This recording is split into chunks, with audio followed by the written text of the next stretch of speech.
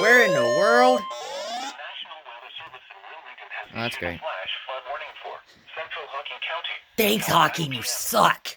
At 5:53 p.m., radar indicated thunderstorms producing heavy rain across the warned area. Up to 2 inches of rain have already fallen. Heavy rain continues to fall with another 1 to 2 inches possible in the next hour. Flash flooding is ongoing or expected to begin shortly. Hazard: flash flooding caused by thunderstorms. Source: radar indicated. Impact: flooding of small creeks and streams, urban areas, highways, streets and underpasses, as well as other drainage and low-lying areas. Some locations that may experience flooding include Logan, Star, Islesboro, Union Furnace, Haydenville, Lake Logan State Park, and Oroville. Move to higher ground now. Act quickly to protect your life.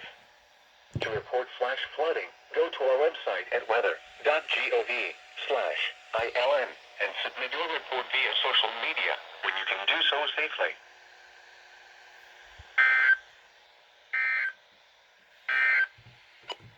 You're listening to NOAA Weather, All Hazards Radio, KJY68, Chula.